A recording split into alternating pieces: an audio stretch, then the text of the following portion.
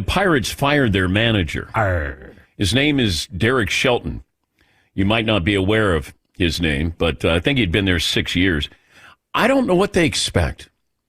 You have a smaller market, and you have an owner who wants to turn a profit. Roster's not great. You got a couple of players who are going to be really good for somebody else. But if you look at what the Pirates, they had 61, 62, 76, 76 wins, and then now tracking towards a 51-win season. They got a couple of players. You got Paul Skeens on there, but I don't know what you expect. I'm trying to think the last time that they finished better than 500. When's the last time they made the playoffs? They don't even come close to finishing over 500. The Pirates have won 80 games in a season 4 times since 1992. Only the Royals have compiled more losses in the 21st century. Woo! Ow! Stat of the day! Stat of the day! Stat of the day! Stat of the day! This is the stat of the day!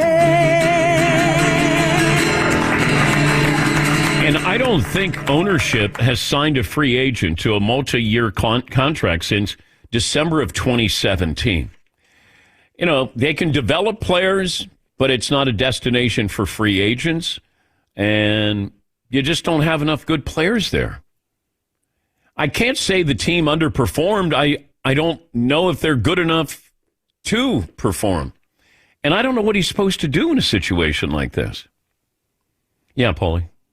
Yeah, the Pirates have made the playoffs, again, 3 times since 1992. Here's a thought. Paul Skeens, now I know he's good for publicity and attendance, 1 out of every 5 games. Would you trade Paul Skeens early while he's max value and redo your whole farm club and have a chance to have a young base of talent to maybe score one of those Florida Marlins type runs?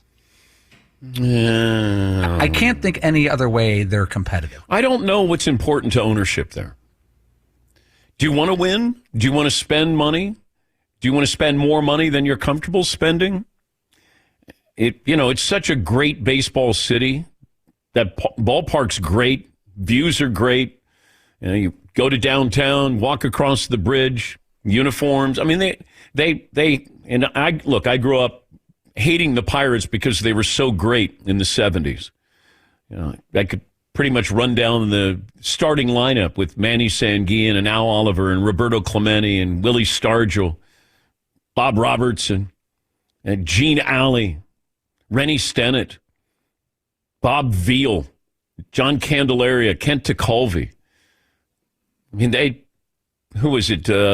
Bob Moose, was he another pitcher on that team? Dave Justy, I think, was the closer there.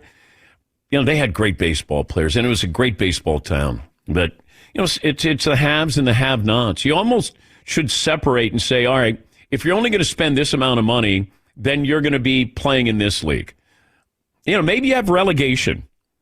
Maybe there's a group that you have. These are the teams that are in AAA-ish.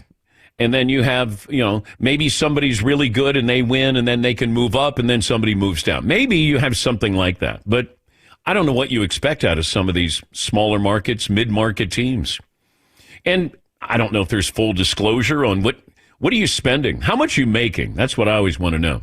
And I always said with certain organizations and the Cincinnati Bengals, there should be a minimum spend. Like you must spend at least this.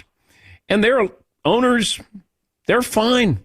They're fine owning a team. The value goes up. Maybe you're not winning anything, and you're getting a profit. But Pirates have fired their manager.